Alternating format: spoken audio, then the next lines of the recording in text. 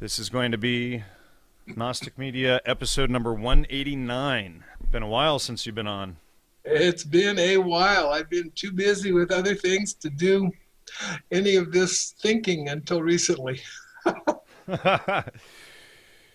Jay, welcome back to the Gnostic Media podcast for your third time. Okay, I'm glad to be here, Jan. You know, you and I have kind of done some work behind the scenes over the last couple of years with Joe Atwill and whatnot, and compared a lot of notes and everything. My research on Wasson and McKenna, your research on Carlos Castaneda, etc.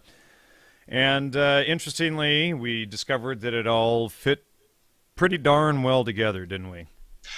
I'm amazed at how pervasive the intelligence agencies' influence on the so-called psychedelic movement has turned out to have been, and maybe we're just now uh, getting the awareness of what they've done to really divert a whole generation and now into the second generation away from any kind of constructive political activism and even exercising our democratic rights and into some kind of never land full of pseudo shamans and so-called psychedelic drugs.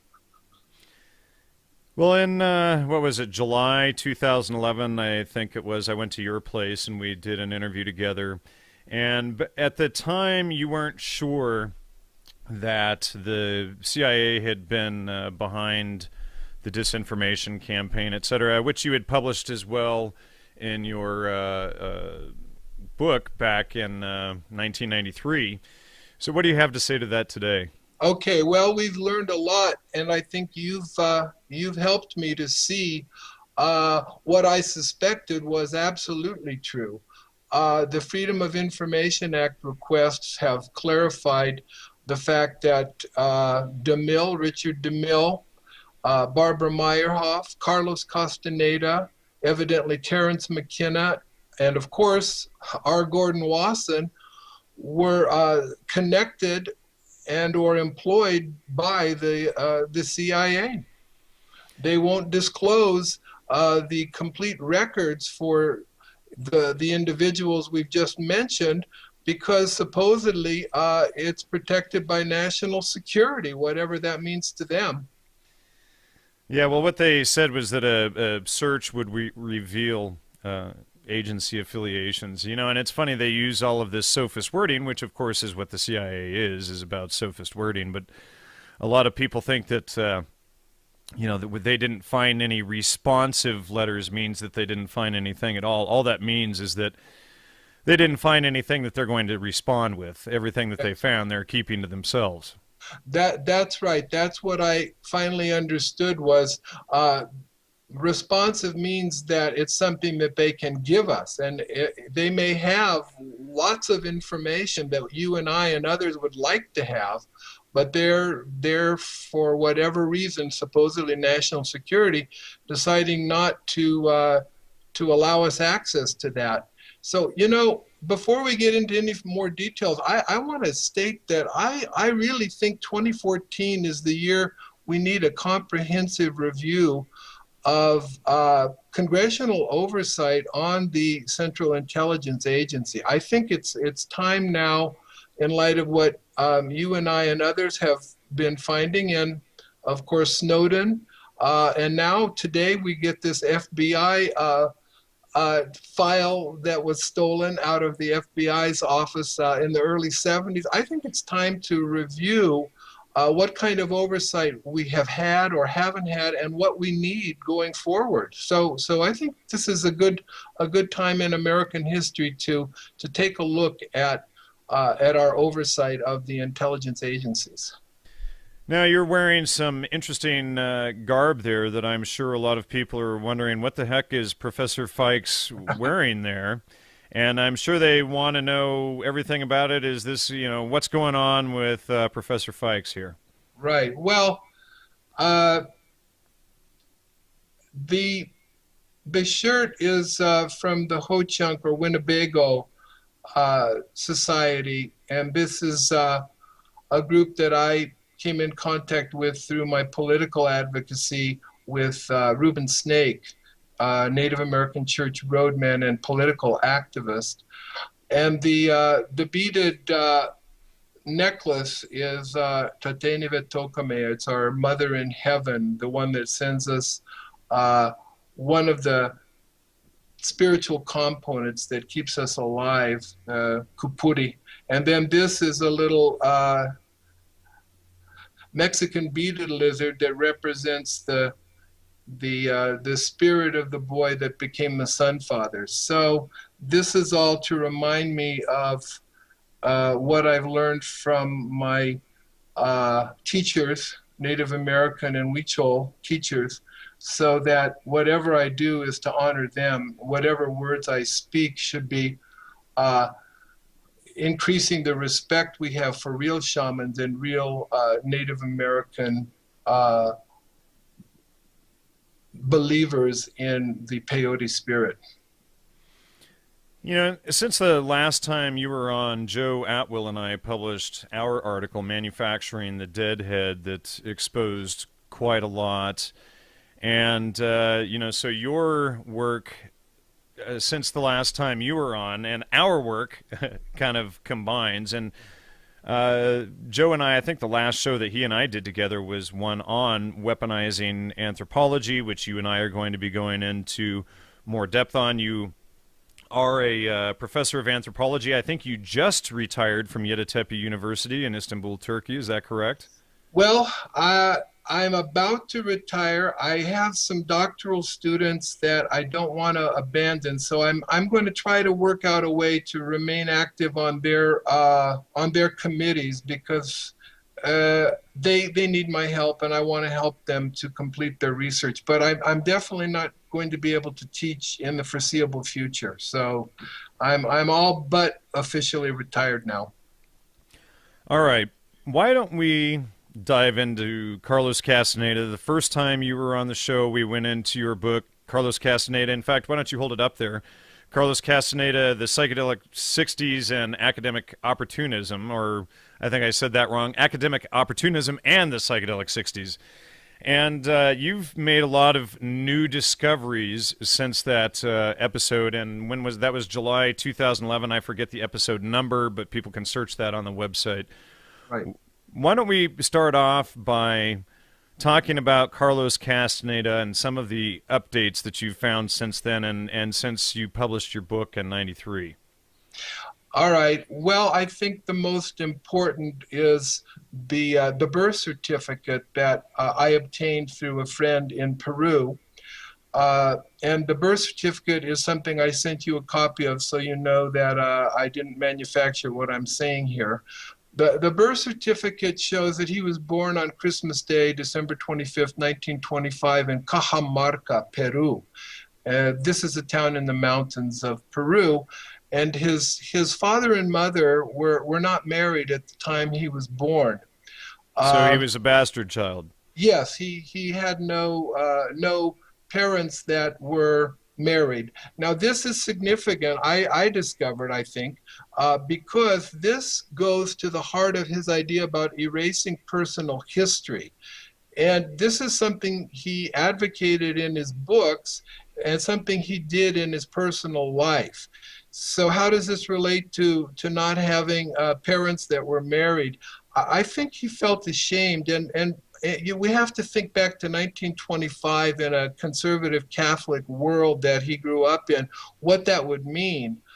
So, you know, I'm guessing, and I think correctly, that people made fun of him and made him feel bad about that lower status that they ascribed to him, not having parents who were married, being a bastard, as we would put it.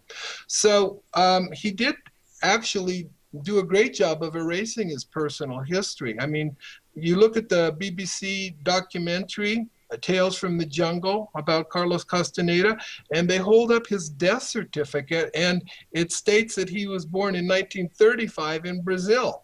So even after he died, the lies continue on the death certificate. So he lied to everybody, including his wife Margaret, about the details of his birth. And obviously, this is because he didn't want to admit the truth. He preferred a more grandiose explanation of who he was. And the most interesting thing is, I think you can see clearly what he said in Journey to Islam. That was the third book. Lies are lies only if you have personal history. So if people don't know what your personal history is, they don't know that you're lying. And this was his modus operandi throughout his life with everybody and in his books. Now, you had found an interesting episode regarding Castaneda's migration to the United States, and you had shared this with me, probably about a year ago when you first discovered it. But now, supposedly, the boat that he took, that he rowed from Peru to the San Francisco harbor, was a boat that actually sits in the highest lake in the world, the highest navigable lake in the world, which is Lake Titicaca. Now, do you think that it was possible that that ship was brought down off of the lake and then made one trip just for Castaneda into the San Francisco harbor? Well, he had a great sense of humor. Everyone that knows him says that is the way he came across. He liked the joke. So the only other possibility, because that ship could not leave Lake Titicaca in the highlands of Peru, there's no way. There's no outlet to the ocean from Lake Titicaca. So it's impossible. It wasn't Peter Pan's ship? You're sure? Captain Cook's boat? Well, there you go. He was certainly a sorcerer. Maybe he learned how to fly from his apprenticeship to Don Juan. But well, you're gonna be planting ideas into the New Agers' heads, so be careful there. Okay, but anyway, the SS Yavari, that's the one that's in Lake Titicaca, and that's a tourist attraction. People can go there, and I mentioned this on my website, www.jfikes.com. But there is one other possibility that someone alerted me to, and I have not tried to follow up on this. So I'm suggesting to the audience, if anyone wants to do this, it would be worth doing. There may be another SS Yavari, as unlikely as that seems. And the question then is, if it does exist, do we have a ship manifest showing that Castaneda actually arrived in San Francisco as he claims he did on that ship? So, if someone might. So you're saying there was a chance of two ships named the same thing in Peru, right? Somebody. Now, isn't there a ship registry where they handle that sort of stuff? So there is a way of investigating it, and I attempted to do that, but I didn't have the time to go into it as much as it would take to determine if Castaneda was even on that supposed second ship, and even if it exists. So someone emailed me and said that they had discovered there was a second ship, but I don't know if that's true. And I only found in my search on the internet the SS Yavari on Lake Titicaca. So as far as I'm concerned, unless someone can show me the ship manifest to prove that Castaneda was on an SS Yavari that arrived in San Francisco, that it's still not proven. It's still not something that we can take for certain about Castaneda. What about Castaneda's popularity? How popular was he in his works when he was alive? Well, he was clearly the best-known anthropologist from about 1964 to 1976, because he does have a doctorate in anthropology from UCLA. But even now, I mean, his books are still being translated into into other languages than English, and his popularity is not waning at all. So he's probably, arguably, the most famous anthropologist ever. And it's really unfortunate when a fraud takes that position over real academics, isn't it? Well, this is what upset me enough that I wanted to try to set the record straight. Was I saw that it was completely concocted. Don Juan was a fictional character, and that it was a composite that was built upon what experience Castaneda did have in Mexico, and he was there definitely with the Huichol, and I think also in Oaxaca, and then just reading other what other scholars had written, and we have to emphasize, and his contact with Barbara Meyerhoff especially, and perhaps also Peter T. First. So he didn't do this alone. Only DeMille wants to claim that Castaneda did it all from the UCLA library. My research shows that he was actively collaborating, at the very least, with Meyerhoff. He had contact with the Huichol. And in that BBC documentary, it's clear also that he was in Mexico apart from the Huichol. They show his son shows this postcard showing he was in Oaxaca. There's a postcard showing a photo of Monte Alban, and it's got a Mexican 80 centavos stamp on it. So it was posted from Mexico to his son. And then Margaret has a letter that was also, I guess, posted from Mexico. And he states in that letter to her, Margaret Castaneda being his ex-wife, that he was in southern Mexico. So it's clear to me he was also in Oaxaca, and that's what he told Timothy Leary as well. So we have, I mean, he's lying about a lot of things, but clearly the postcard and the letter he sent were from Mexico. And clearly he was with the Huichol, because Guadalupe Rios told me that she met him there. Now, regarding Richard DeMille, and he was a professor who was quote-unquote exposing this stuff, and he's the one that led the disinformation campaign against you, and he also led you on a wild goose chase for some time. We since know that he was a CIA. He was also one of the key founders with L. Ron Hubbard of Scientology.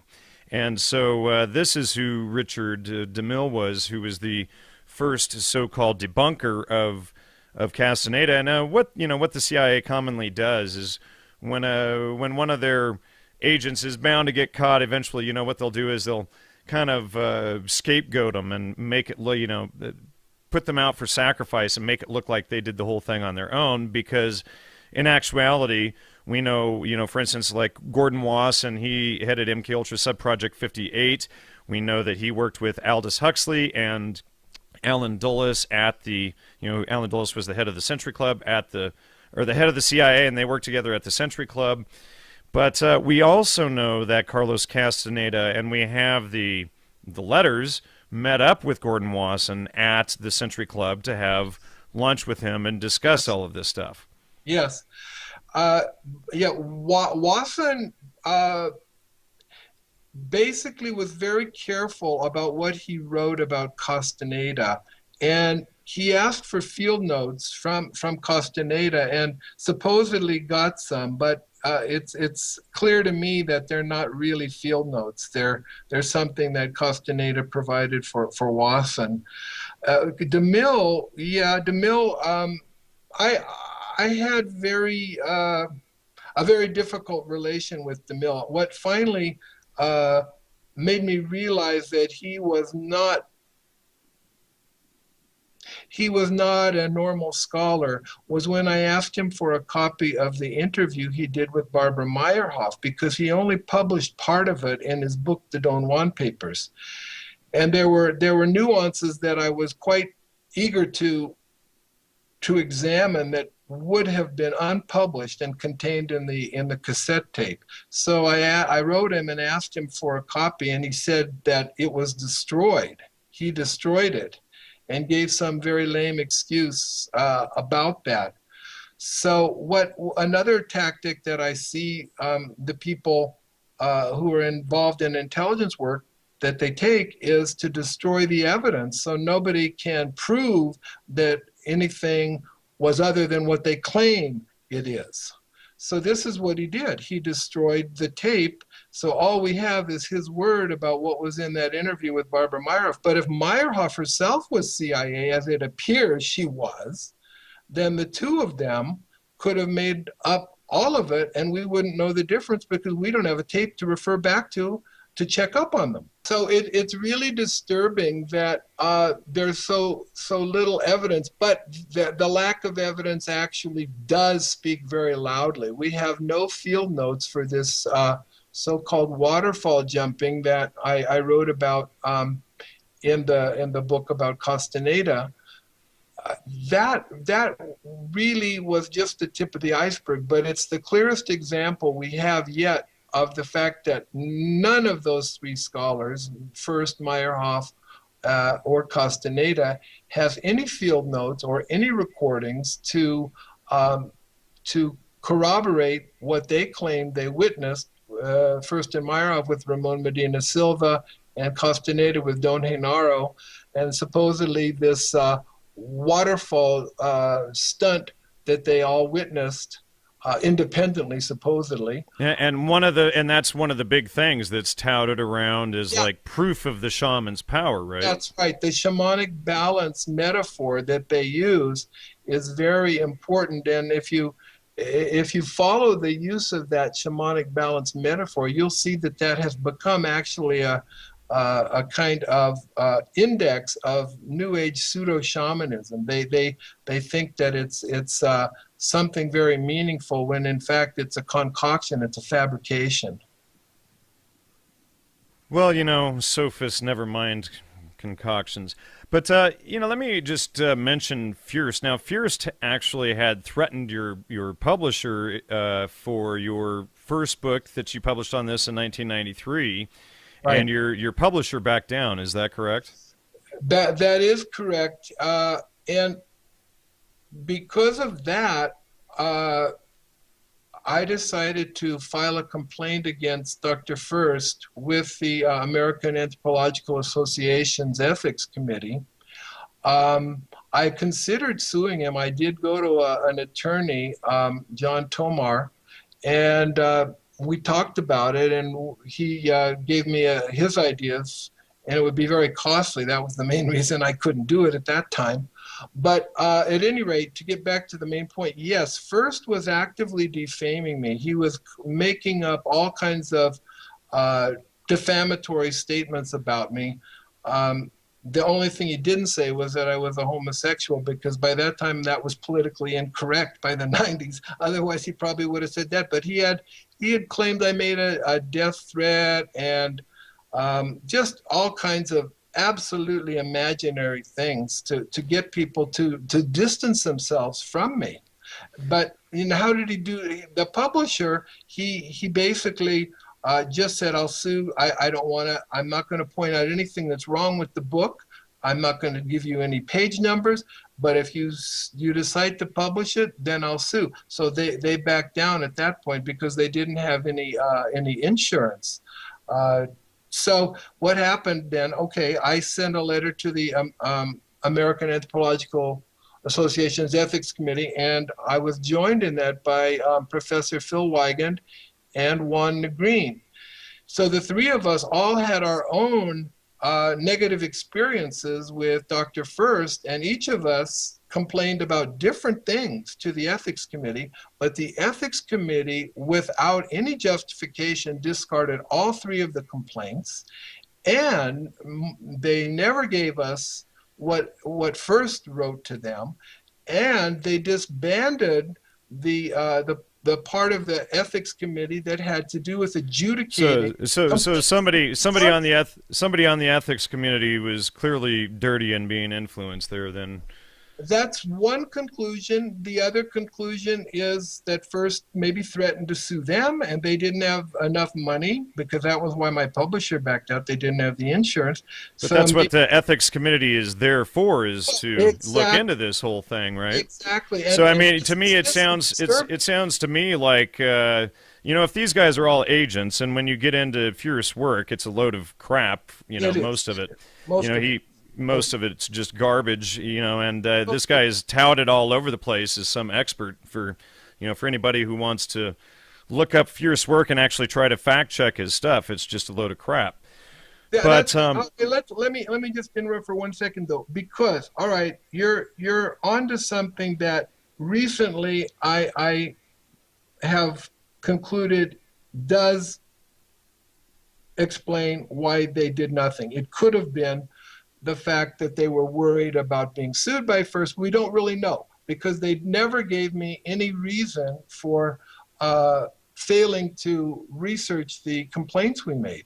So what you're suggesting is exactly what I've now begun to wonder, which, you know, we're dealing with what Professor Price, who's done a lot of research on the CIA and anthropologists involved with it, and back to the OSS in World War II, what Price says in this article about Gregory Bateson in the OSS is that during World War II, as many as half of all professional anthropologists worked full-time in some war-related governmental capacity, and another quarter worked on a part-time basis, and many of them were involved with the OSS, the Office of Strategic Services. So yes, you're absolutely right. It could be that the CIA has penetrated American anthropology to the point that they don't want to expose a fellow agent.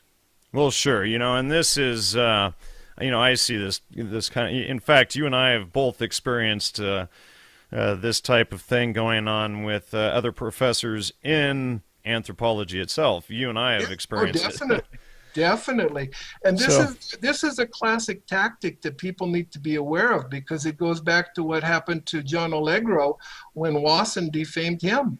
Absolutely. And they just keep using this tactic over and over because they can't refute our interpretations of what they're doing. And so the only defense they have is to create lies about us. And do they ever even once address a single thing that we've ever written? They don't address substantive issues. Never. I've never actually had one of these disinfo guys address a single point that I've ever written.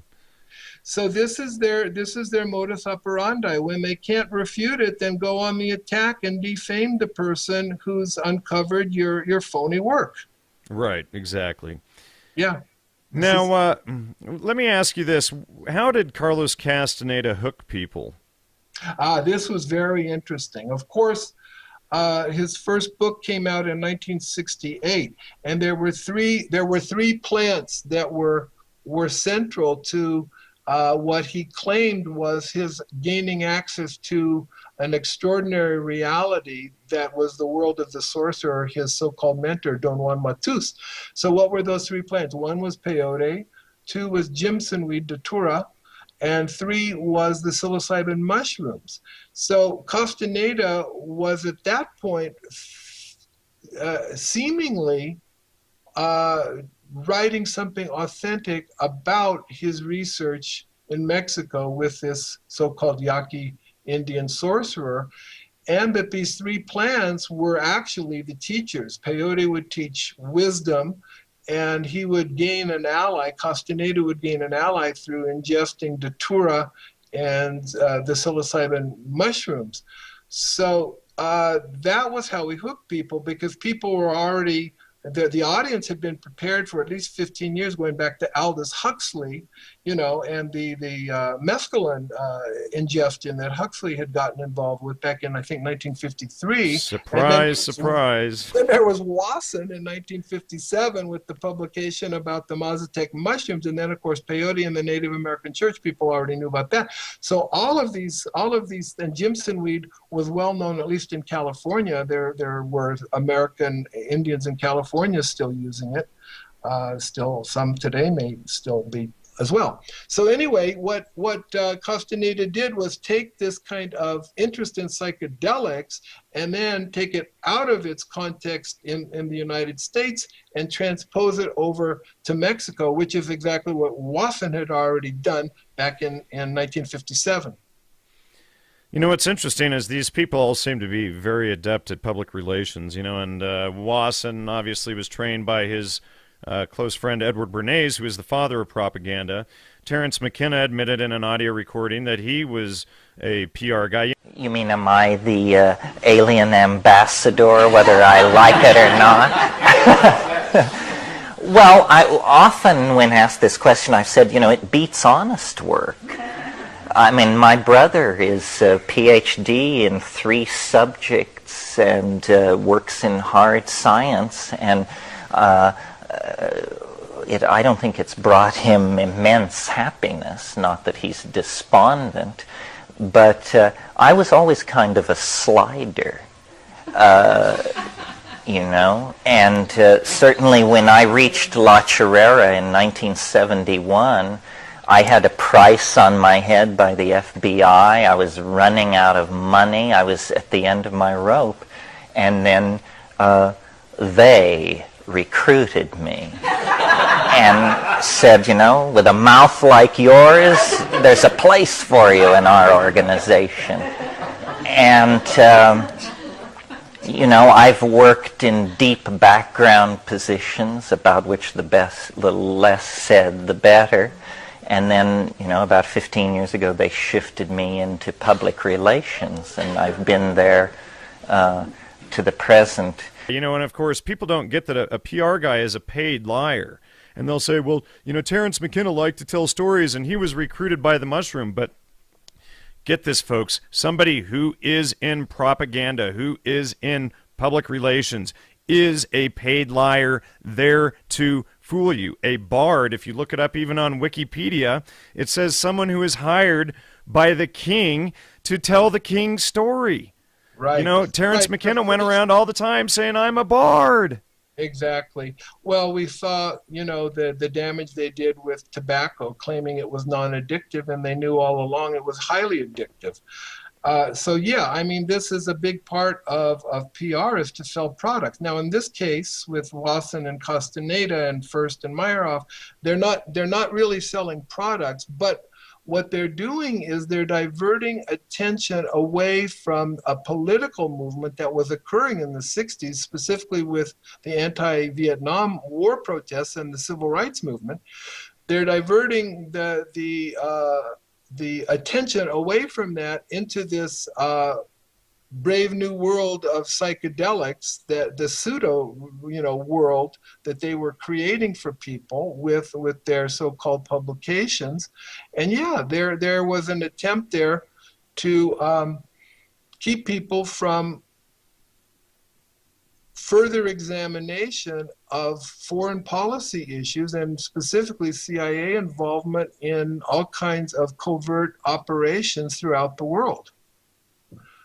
So this to me is the real motive behind much of the so-called publications on shamanism.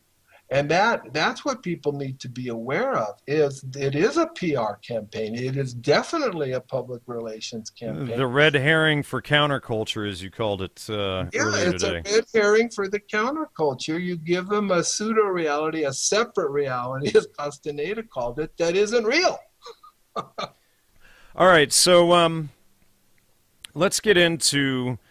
Earlier today, before we started recording, you and I were talking about how the Romans did mind control as per Joe Atwill's work, and then we look at Gregory Bateson, and Joe and I did the show Weaponizing Anthropology together on Dick Price's work. Now I've tried to contact Dick Price, or Richard Price, whatever his name is, a number of times to get him on the show for an interview. He's never responded to me, unfortunately.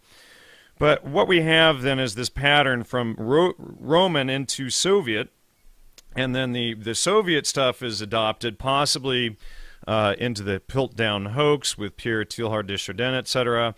And then from there it goes directly into MKUltra. Would you like to expand on that? Right. Well, we talked about how one of the things they do is to defame people, to call them, dirty names when they can't refute logical arguments that are based on evidence. So the thing that the elites like to do, and I understood this when I read Joe Atwill's book, Caesar's Messiah, what the elite wants to do is to create a separate reality that diverts people's attention away from protest, from political struggle, and Uh, Are you saying that, just to interject, are you saying that Carlos Castaneda's title of his book, Separate Reality, was tongue in cheek? Absolutely, he knew what he was doing. I Of bet, and I course. wonder how many of those book titles were just totally tongue in cheek, right? Well, he Journey was. to Ixtlan, probably, he's Yeah, taking you on a well, fantasy ride, and this is a good point you make, because this is something that comes out in Joe Atwell's book as well. Is the Roman elite is actually uh, doing a lot of parody on the people that they were conquering, meaning the Hebrews, the Jews that they were conquering. And you see this very clearly when you read his book. And Castaneda did exactly the same thing. He talked about, and this I want to give you one good example of it. He talked about how when Don Juan was harvesting the peyote cactus, he would have to sprinkle sulfur around the circumference of the peyote before he could remove it. So this is because the Spanish missionaries called peyote the diabolical root, coming from the devil, right?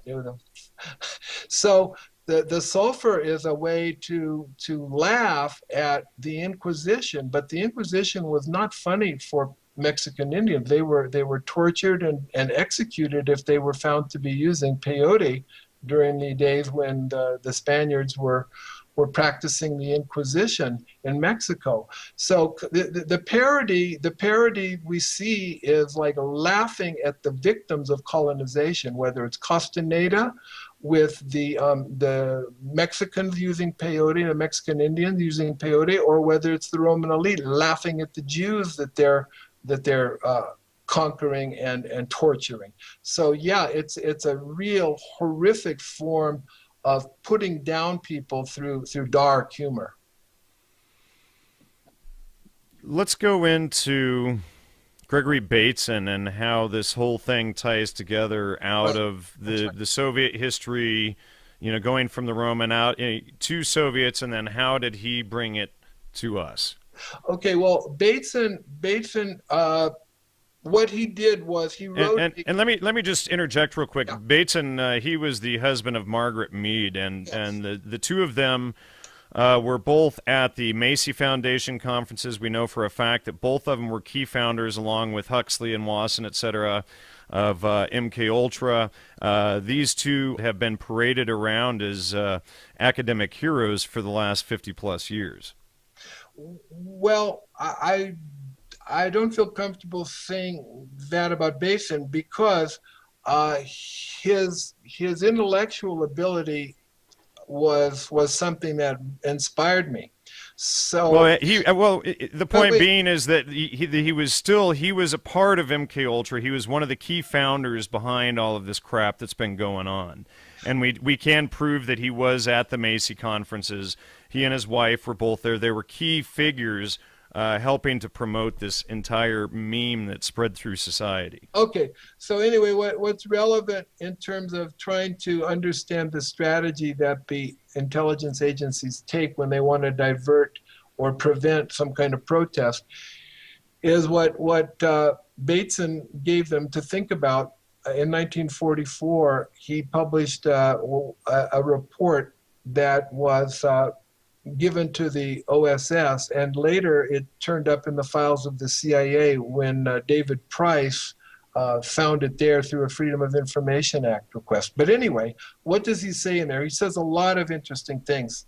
Uh, but the most interesting for what we're talking about is that when the colonizers are uh, thinking about the response that the natives may have to being colonized, they should keep in mind something called the native revival.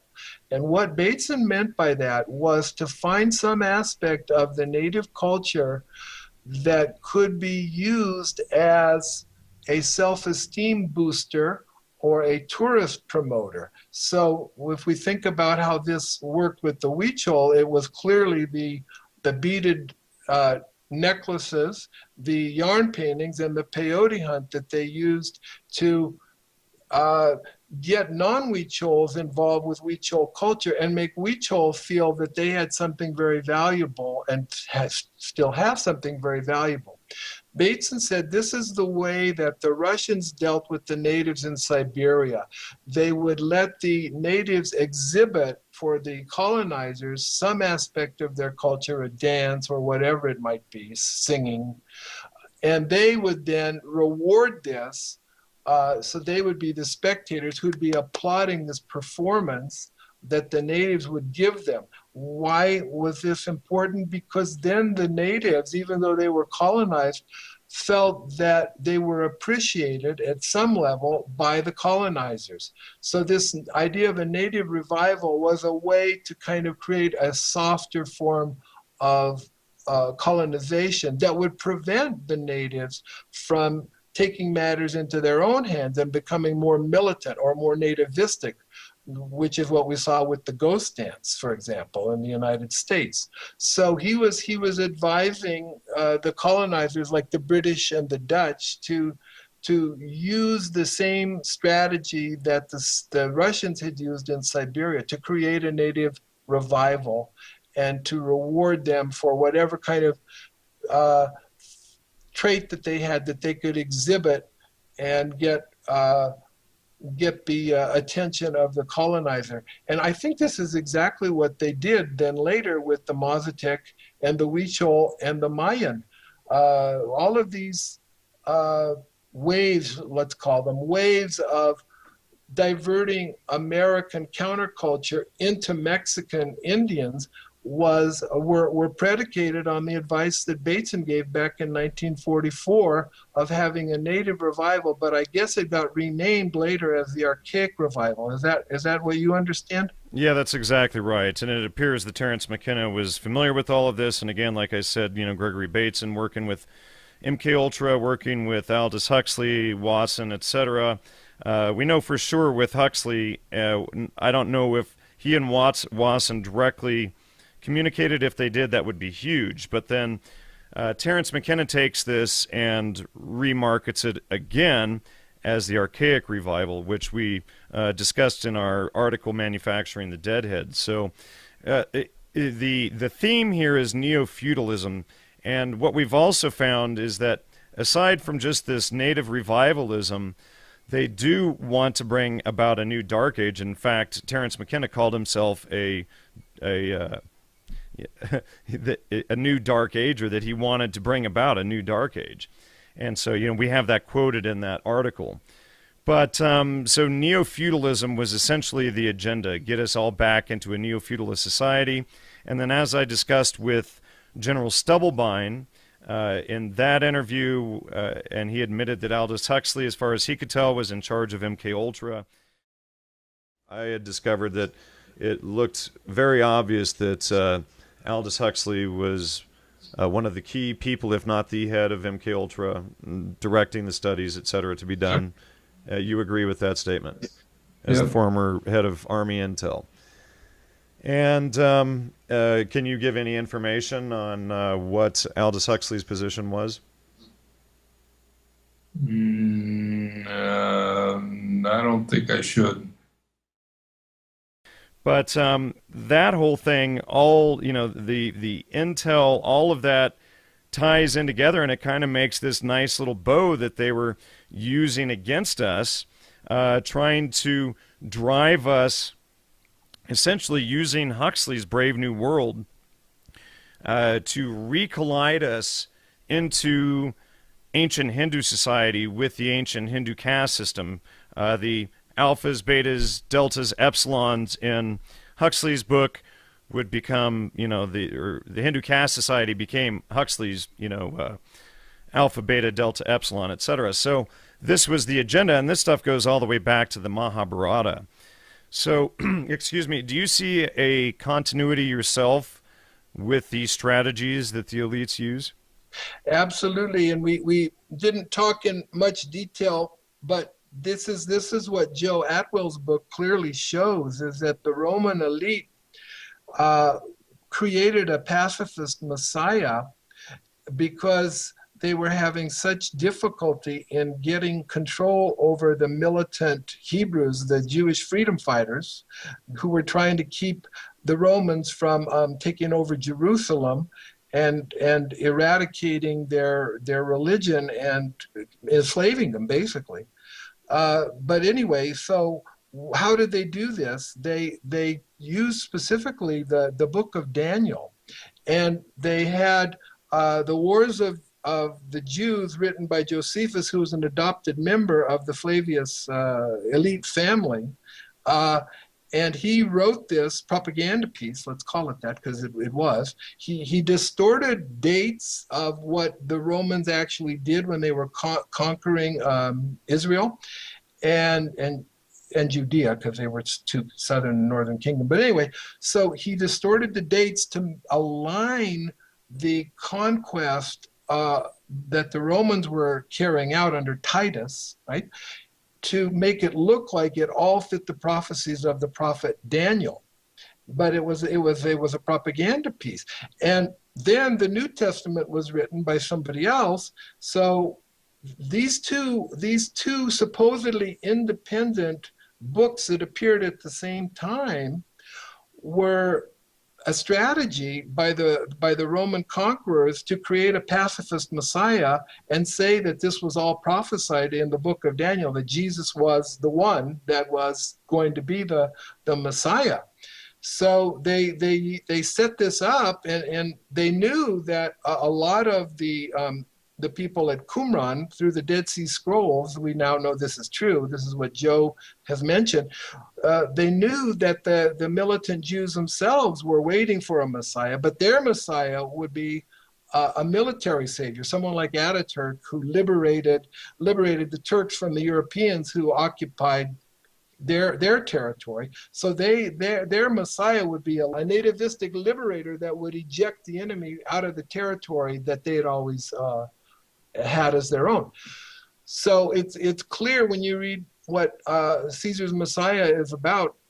It's clear that the strategy is to use what people think is important, but to disinform them, to create a propaganda piece that gets accepted as a reality. It's the separate reality that becomes the reality after the elite pushes it out and gets the propaganda to be accepted. It creates this new reality, a new religion in the case of Christianity, and I think a new pseudo-religion in the case of all of this counterculture interest in shamanism. So yeah, there's no doubt there's a continuity here for 2,000 years.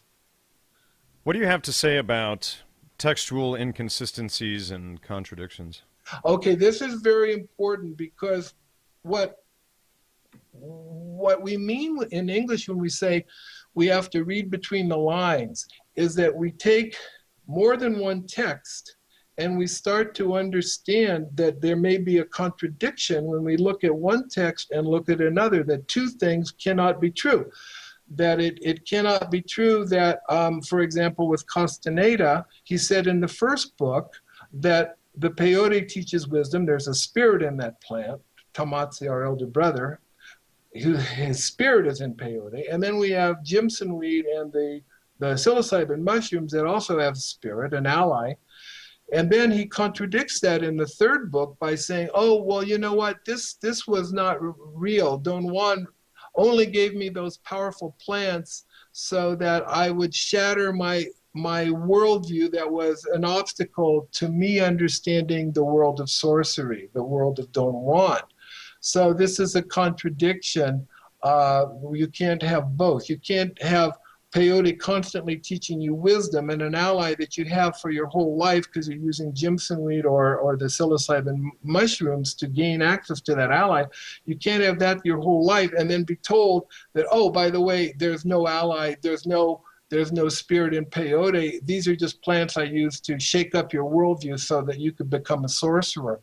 And there were lots of contradictions like that DeMille and then that I have also discovered that show that it's a fabricated work. And the same is true in what Atwill does. He looks at the New Testament and compares it with the Wars of Josephus and realizes that they're not independent works. The two are a whole that that feed off of each other. So you have to have this comprehensive view of what a writer, or what a what's the word, what a text is really about.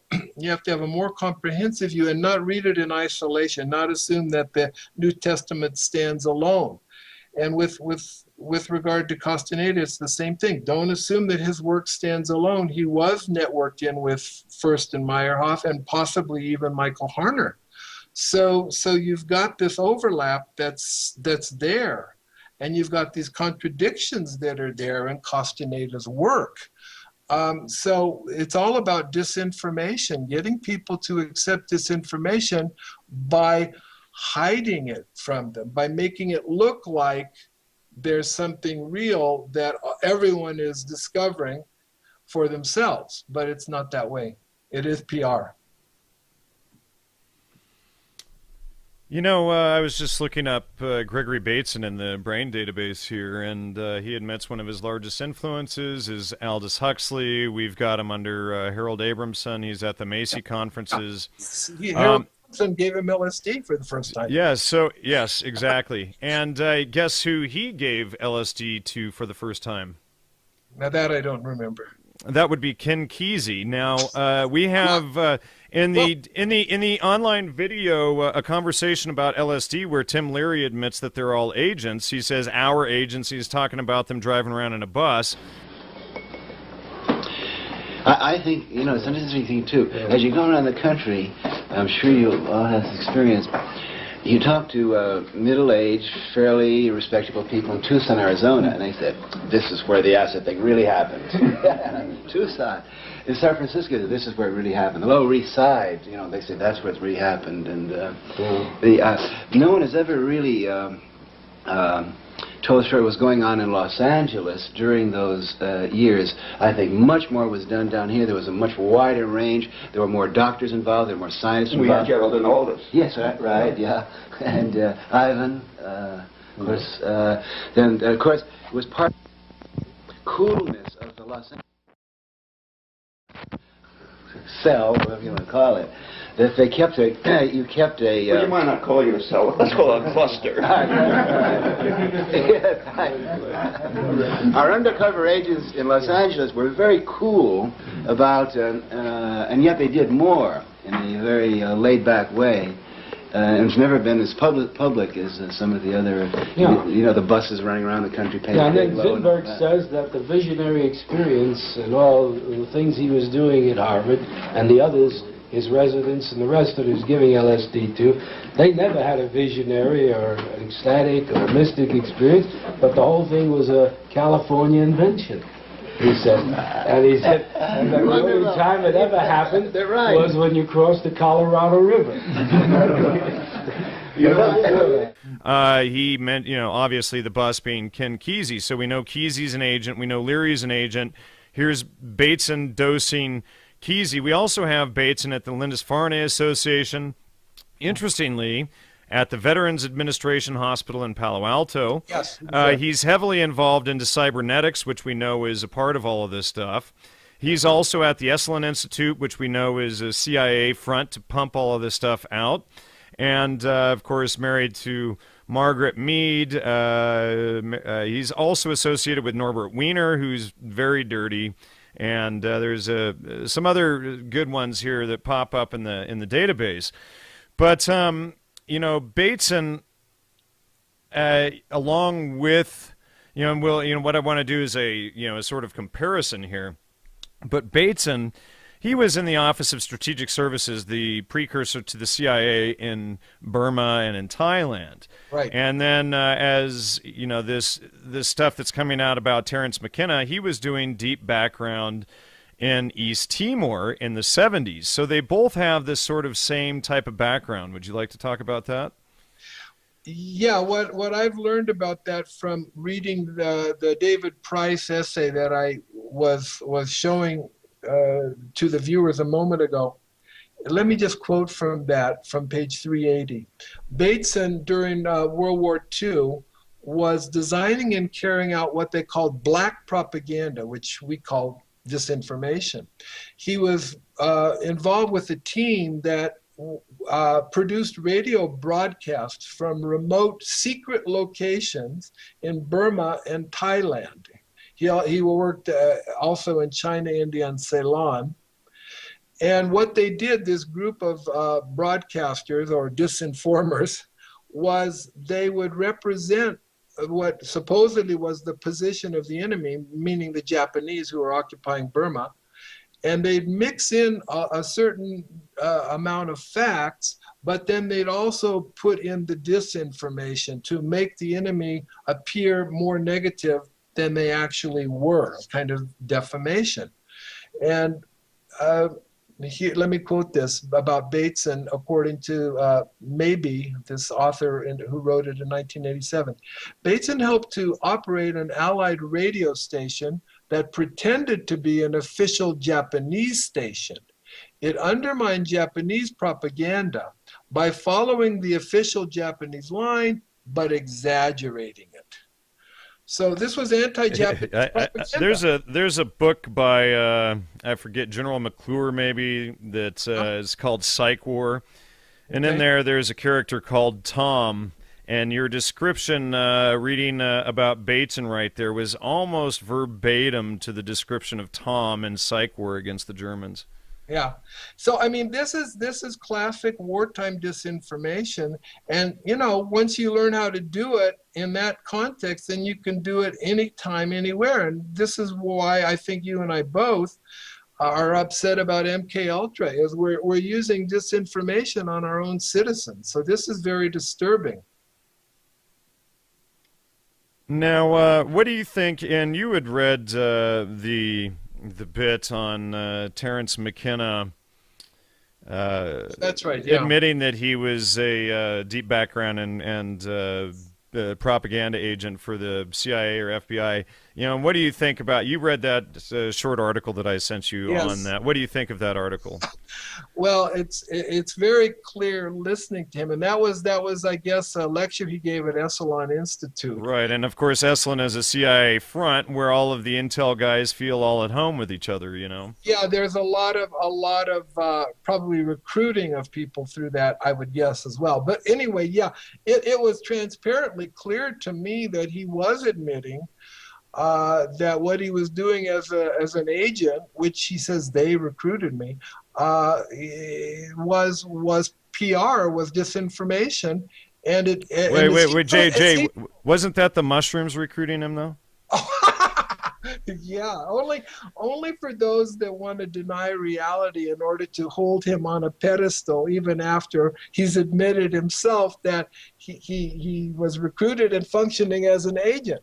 So yeah, it's kind of funny that, but he's got a great sense of humor. This is another interesting thing that links him back to Castaneda. Also, is they're great performers. They know how to lie and to use humor to relax people so they'll accept the lies. But this was not a lie. I do believe that, based on what you found with your Freedom of Information request, that McKenna was an agent. It's clear he's admitting it there, to them, to that small audience.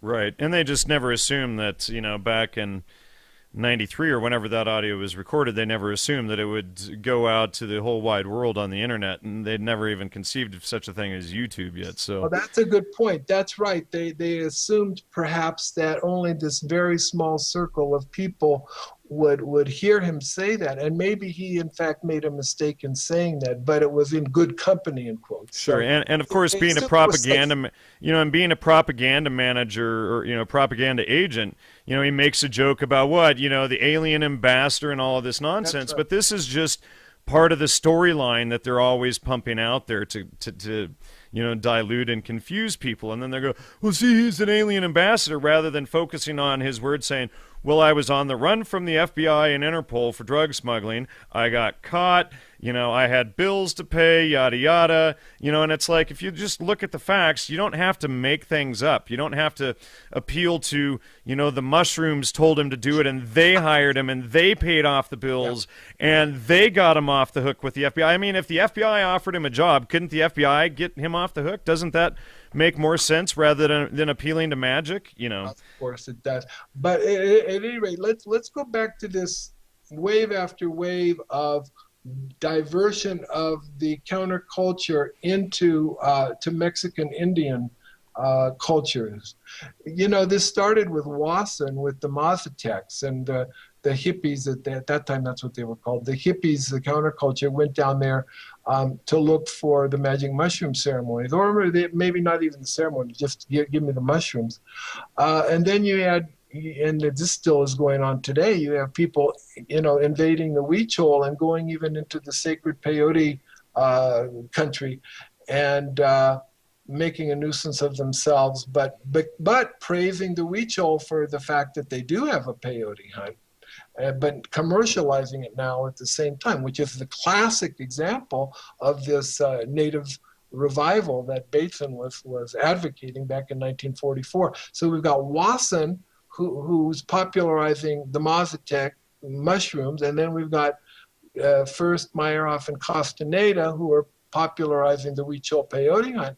And then I guess it's Terence McKenna that helps with the 2012 Maya propaganda that, it's the end of the world, however that gets interpreted. But it's, again, focusing people's attention over somewhere else instead of on all of the problems in our own country that we should be thinking about and trying to resolve. So it's the same thing happening again and again, whether it's Wasson or Castaneda or McKenna. They're creating a separate reality and diverting consciousness away from the problems that we can actually deal with in our own country. What should we say about the Esalen Institute that we haven't already? Well, there's one interesting thing. I got a tape done by Brad Segunda, who's one of these peyote hunt promoters. And that was based on a lecture that he gave, I think it was in 82, it might have been 81, at Esalen. And Brad Segunda, of course, at that time was taking people on tours into Mexico to see this Huichol shaman, Don Jose Matsua. The lecture for me was just amazing. The amount of disinformation in it was just phenomenal. And so I guess I'm a believer in what you say, that the Esalen, if it's not a CIA front, it doesn't matter to me. It's certainly involved in this attempt to divert people away from the real problems we're facing in our own country into this separate reality that these propaganda artists are creating. And then we also have evidence that aside from Aldous Huxley, there was a handful of other people that helped fund and support Dick Price and Michael Murphy in helping set up the Esalen Institute. So we have this whole backgrounds, and tie-ins with the Esalen Institute. And in Huxley's book Moksha, he admits that he was at the Macy Foundation conferences on mind control, right there in that book. Yeah, it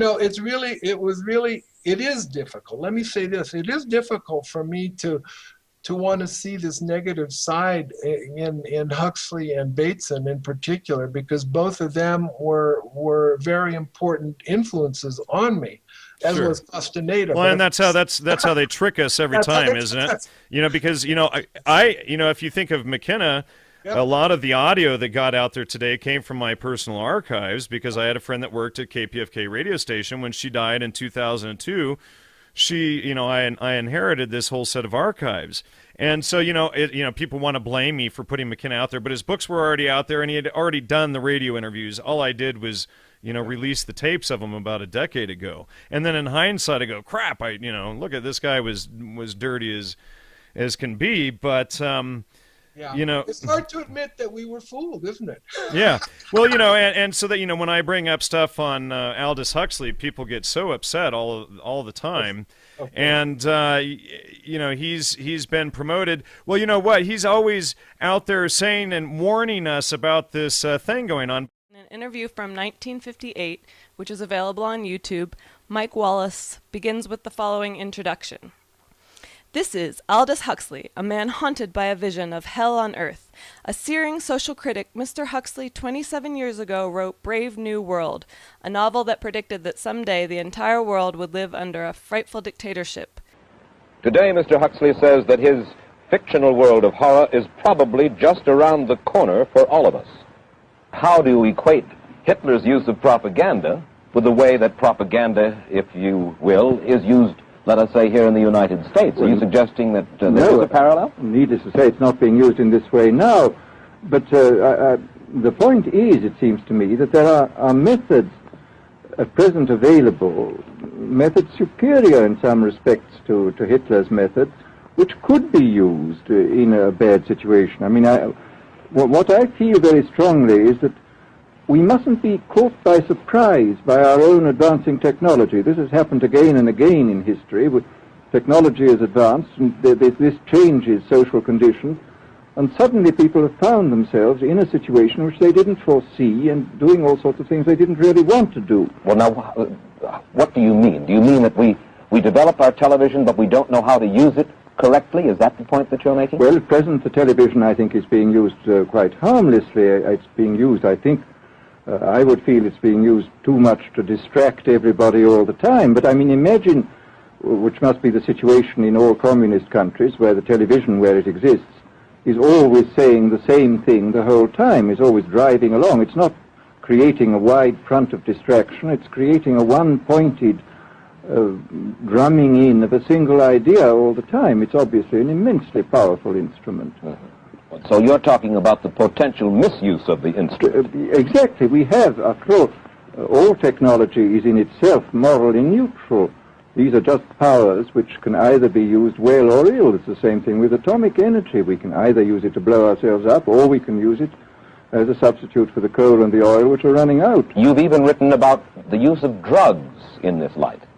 Well, now, this is a very interesting subject. I mean, in this book that you mentioned, this book of mine, Brave New World, I postulated a substance called soma, which was a very versatile drug. It would make people feel happy in small doses. It would make them see visions in medium doses, and it would send them to sleep in large doses.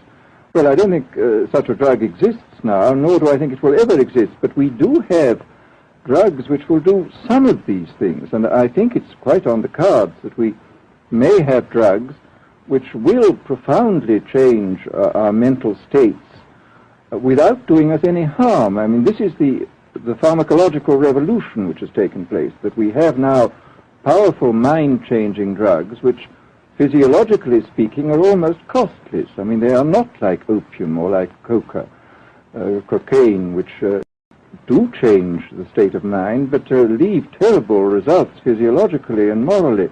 Mr. Huxley, in your new essays, you state that these various enemies of freedom are pushing us toward a real-life, brave new world, and you say that it's awaiting us just around the corner. First of all, can you detail for us what life in this brave new world which you fear so much, or what life might be like?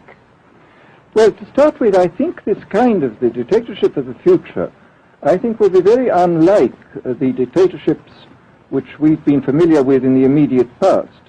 I mean, take another book prophesying the future, which was a very remarkable book, George Orwell's 1984. Mm-hmm. Well, this book was written at the height of the Stalinist regime and just after the Hitler regime. And there he foresaw a dictatorship using entirely the methods of terror, the methods of physical violence. Now, I think what is going to happen in the future is the dictators will find, as the old saying goes, that you can do everything with bayonets except sit on them. That if you want to preserve your power indefinitely, you have to get the consent of the ruled. And this they will do partly by drugs, as I foresaw in Brave New World, partly by these new techniques of propaganda. They will do it by bypassing the sort of rational side of man and appealing to his subconscious and his deeper emotions and his physiology even, and so making him actually love his slavery. I mean, I think this is the danger, that actually people may be in some ways happy under the new regime, but they will be happy in a situation where they oughtn't to be happy. But let me ask you this. You're talking about a world that could take place within the confines of a totalitarian state. Let's become more immediate, more urgent about it. We believe, anyway, that we live in a democracy here in the United States. Do you believe that this brave new world that you talk about could, let's say in the next quarter century, the next century, could come here to our shores?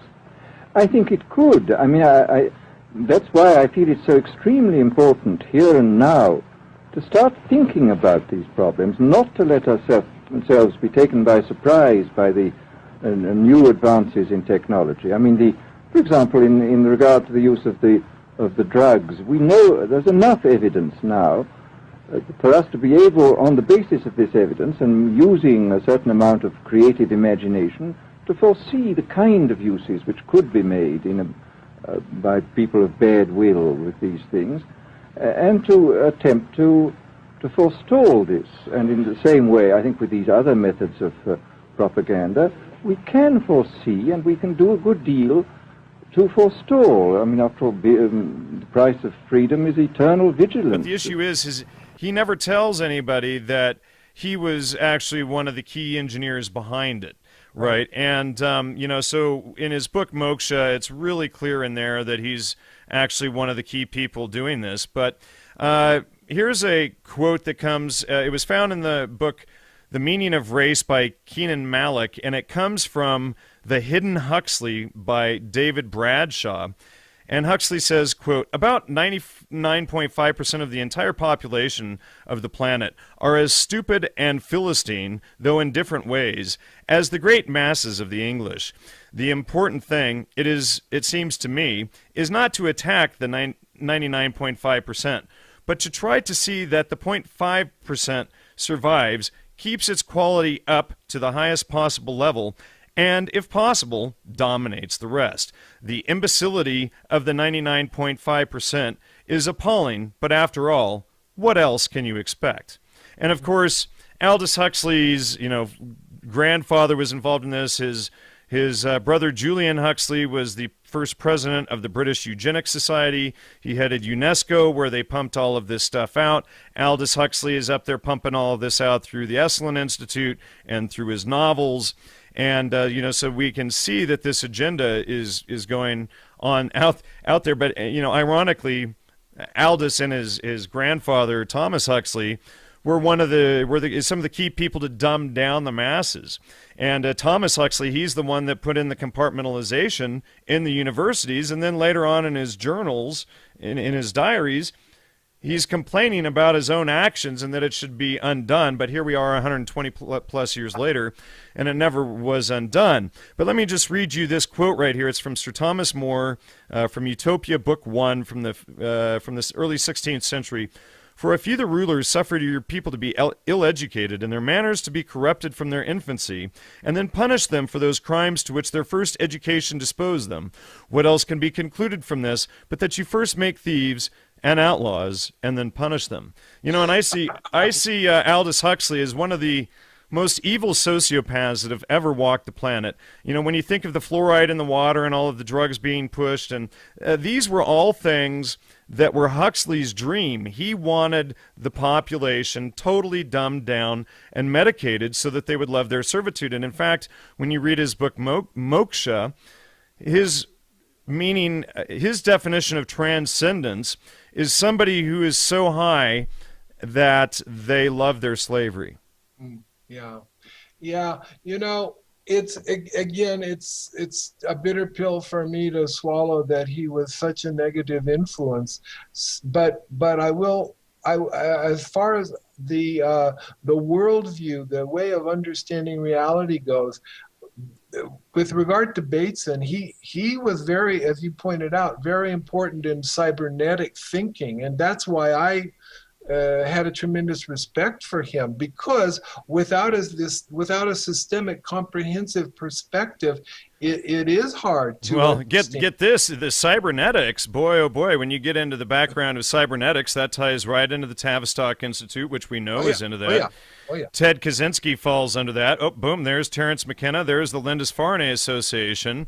Von Neumann, Bernays, Gödel set theory. We have mind control, psycho-cybernetics. ARPANET falls under cybernetics. So all of this mind control, all this stuff going on up at the SRI Institute, up at Stanford, falls under cybernetics. So cybernetics is very much involved in the mind control. So that should be one of your biggest clues that it is involved in all of this. But, you know, cybernetics, one of the key founders of cybernetics, other than Gregory Bateson himself, was I.A. Richards. Now, who's I.A. Richards?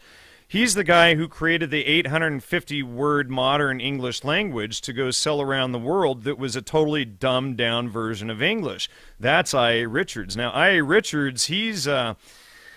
oh boy, he was involved with the classical trivium, but he influenced Marshall McLuhan, who wrote his PhD thesis on the classical trivium, which, as you know, McKenna, Leary, all of these guys cite, because the classical trivium, which is the misuse of the trivium method, is how they control people, and so that's why they're all big fans. Marshall McLuhan came up with tune in, turn on, drop out. I. Richards also influenced Bertrand Russell. We know that he was dirty and working with Huxley. Edward Sapir, Eric L. Trust, Ludwig Wittgenstein is there. And so, these names show up over and over. So, Gregory Bateson, when you start looking into his background and, even David A. Price's stuff, but, he's there right there at the Macy conferences. He's one of the key engineers behind this whole thing, and that's really how they sell it. Going back to Huxley, he goes, there at Berkeley and he's on the TV warning everybody, but he never tells you that it's him and his brother doing it, that they're the ones organizing it. He never tells you, like General Stubblebine did, that he's MI6 and CIA and that he's engineering the whole damn thing. No, they have to hide that part of who they are in order for what they're doing not to be understood as something dangerous. But what is dangerous about it is a couple of things. One is that they're carrying out covert operations that impact our country. And these could be, helping Indonesia invade East Timor. They could be bringing the Shah to power and getting rid of elected leaders in Iran. It could be toppling Salvador Allende in Chile. So there's the covert operations that create a problem for us, as well as the ones that we might like, some of us anyway. Oh, well, you mean, first we put Allende in power and then we take, is that what you mean by that? Or we put the Shah in power and then we take him out, that kind of thing? England and what's his name? The famous guy. Bin Laden himself. No. The Arabia back in the early 1900s, they made all the storybooks about and stuff. Oh, what the heck? Arabia. Huh? Lawrence of Arabia, that guy, and he's the one that fooled them all and got them under the thumb of England in the first place, So I mean, it's like, they do one thing and then they decide, I don't like this. We're going to change it later, Right. So it's there is that, there's the Hegelian dialectic problem reaction solution. They create the problem, the people react, and then look, here's the solution. We're going to go in there and fix this. Right. So meanwhile, that's a part of it. But then the MK Ultra that we're talking about is another part of what they're doing that I think has to be understood and prevented from happening, or stopping it if it is still happening, which it may well be happening even now.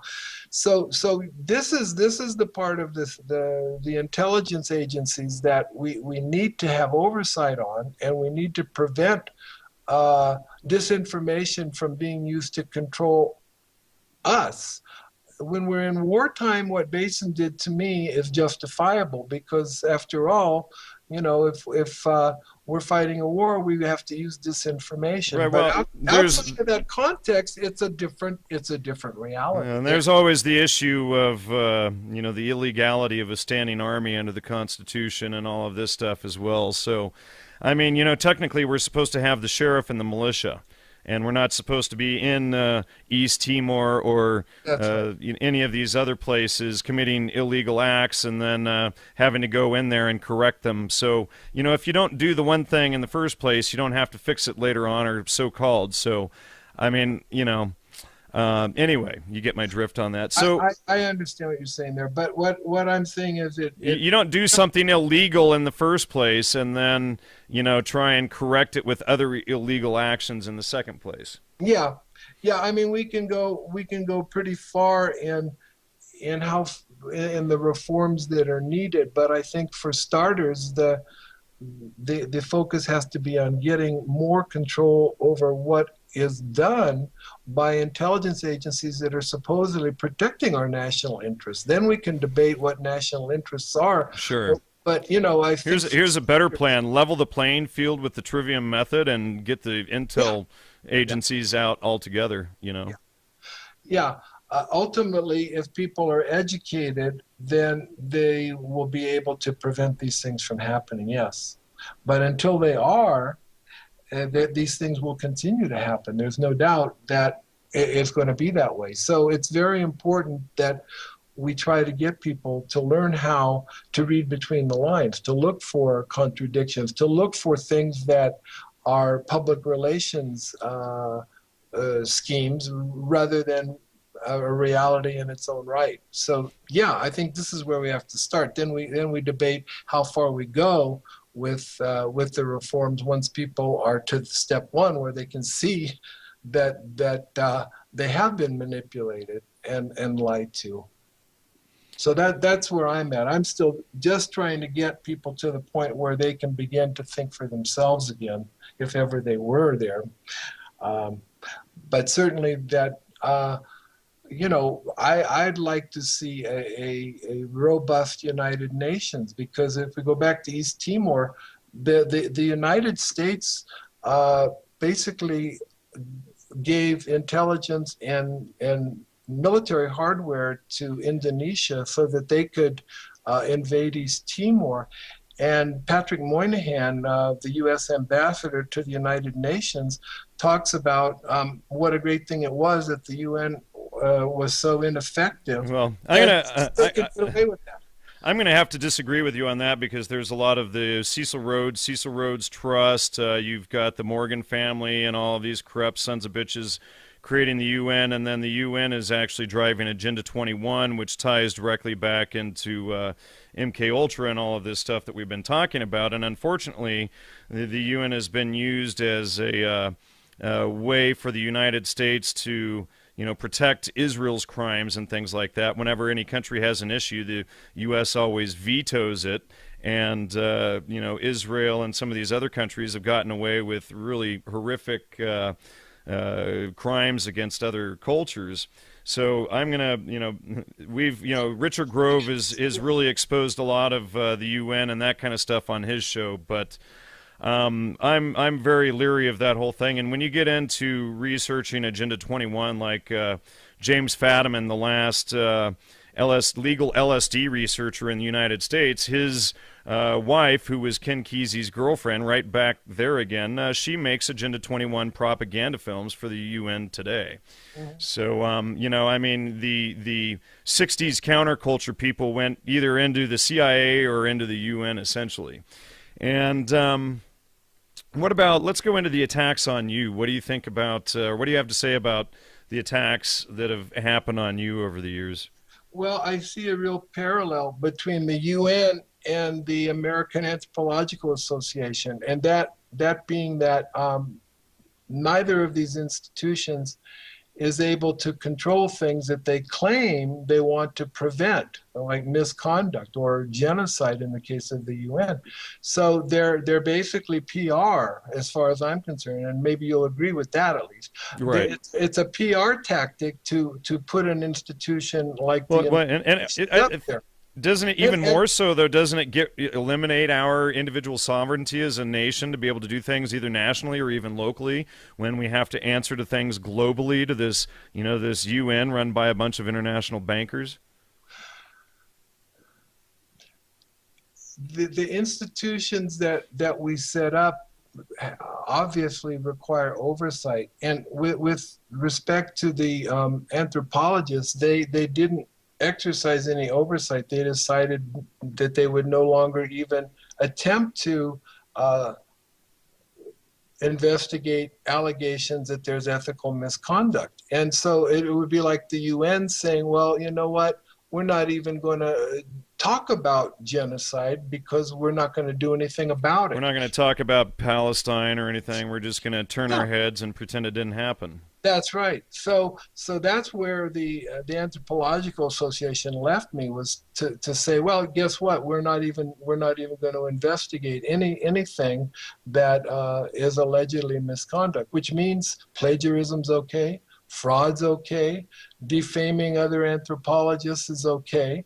There's absolutely no oversight. So in a zero-sum game world, which is where the capitalist economy is, if we exercise no oversight, then you've got the war of all against all. And so what I'm saying is basically, in a nationalistic world where you have wars between nations, and World War II was the last really huge one, we have to have some institution that is capable of stopping aggression. And the United States, you're right, in terms of the record, the United States itself is committing a lot of, or letting it was 72 wars the United States has declared on other nations since the 1920s or something like that, and all of them illegal.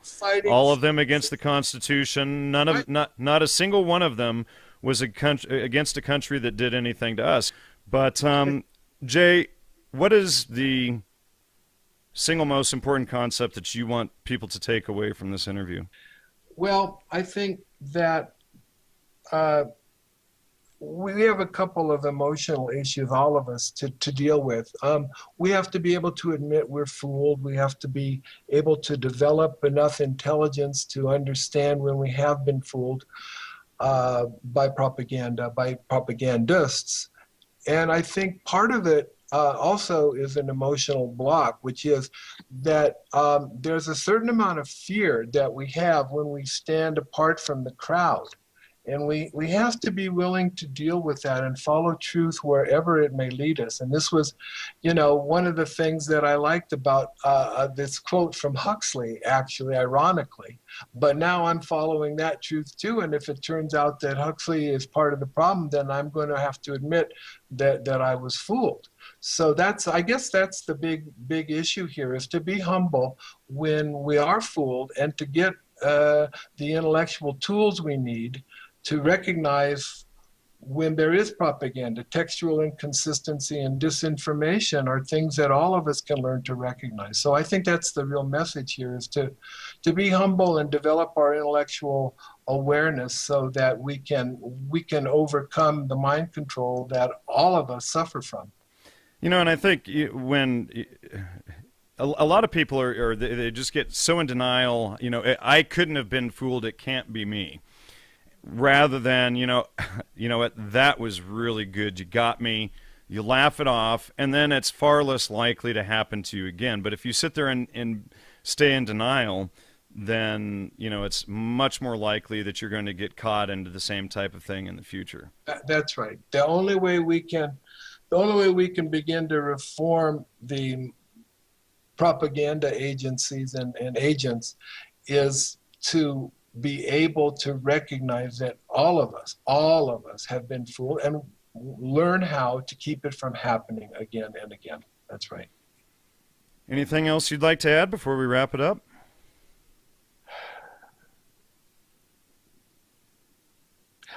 I think that 2014 can be a really important turning point. It seems that in America, we want to talk about economic inequality. We want to talk about the lack of transparency in our banks, in our stock market, in our intelligence agencies. So I think this could really be a year that will bring change. And it's ironic because all of this nonsense about 2012 is now over, but maybe this is the time when we make it come true, that it will be a new era and we'll deal with these issues. I really hope that's what happens, is that we'll deal with the issues of lack of transparency and inequality of information as well as income. The word apocalypse means to reveal rather than like to annihilate, and that's the, That's what we need to do. That's exactly. Right. Okay, thank Jay, you. Thank you so much. All right.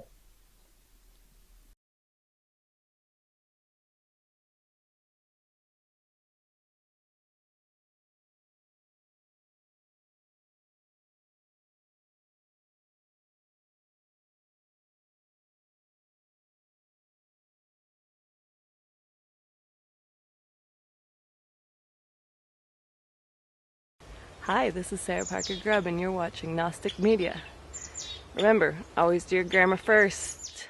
Thank you for watching Gnostic Media. Check out our bookstore. You can get bookmarks, bumper stickers, the Holy Mushroom, the Sacred Mushroom, and the Cross, the 5-year archive.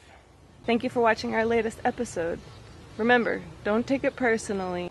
And please, do your grammar before contacting us. That's who, what, when, where, before why. Read the article, read the video, listen to the podcast before contacting us. We greatly appreciate it. Appeal to flattery. It's so hot when you do your grammar before contacting us. Appeal to popularity. All the cool people do their grammar before contacting us. If you like what Gnostic Media has been bringing you, please make a donation.